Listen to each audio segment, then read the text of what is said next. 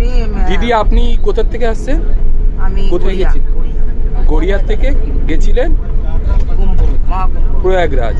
হ্যাঁ, ওখানে গিয়ে আপনার অভিজ্ঞতাটা কি হলো বা ওইটা আমার জীবনের সব থেকে বড় অভিজ্ঞতা। এই যে গঙ্গায় আমি নেমেছি স্নান করতে, খুব ভালো করে একটা ডুব দিলাম, তারপরে দেখলাম একটা কে জানে হচকা একটা টান দিল, বান আসলো, মানে কেউ টানছে, তাও নিজেকে মানে শক্ত করে টাইট করে আমি আবার একটা ডুব দিলাম। ডুবিয়ে পর তারপরে আমার এই সেকেন্ডের মতন আমার কিছু মনে ছিল না, হঠাৎ দেখি আমি ভেসে যাচ্ছি।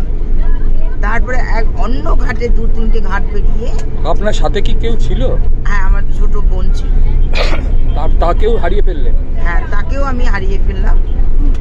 হারিয়ে ফেলার পর তারপরে এক ভদ্রলোক, বুড়ো বয়স্ক ভদ্রলোক, উনি আমার হাতটা ধরে টেনে এদিকে নিয়ে বললো, তুমি ওই দিকে আর যাবে না, তুমি এই ঘাট দিয়ে উঠে যাবে। তখন আমি ওই ঘাট দিয়ে উঠে গিয়েই আমি হারিয়ে গেলাম।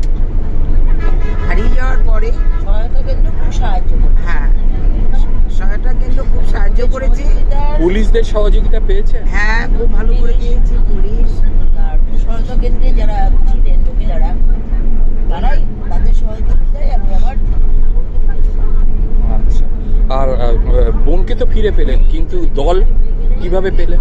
দলকেও আমি তারপরে ফোনের মাধ্যমে যোগাযোগ করে পাওয়া যাচ্ছে। ফোনের মাধ্যমে। দলের সঙ্গে তা উনি যে স্নান করতে নেমেছিলেন, ওনার কাছে কি ফোন ছিল? না, স্নান করতে নামলে তাহলে কারো উনি কাছে ফোন যোগাযোগ থাকে না। করলেন কি করে? স্নান করতে নামলে কারো কাছে ফোন থাকে না। সেটার জন্যই আমি প্রশ্নটা করছি। আমি উনি যোগাযোগ করেছি ওই যে ভক্তদের যারা এসছে, ইয়াং ছেলেদের হাত ধরে বলেছি, বলে হ্যাঁ হ্যাঁ आंटी आप घबराइए मत, हम बोलिए फोन नंबर, हम फोन जुड़ा देते। ওদের সাহায্যে আমি যোগাযোগ করেছি। আচ্ছা, তা এখন কেমন বোধ করছেন? ভালো, কুম্ভ স্নান করেছি, আমার অনেক দিনের প্রতি, আমরা আগেও করেছি, এই কুম্ভতে আমি যাবই যাব, এটাই আমার প্রতিজ্ঞা ছিল। তাই এখন বাড়ি ফিরছে? তাই আমি এখন বাড়ি ফিরছি, খুব আনন্দে ফিরছি। কদিনের জন্য এসেছিলেন, কবে ফিরছেন?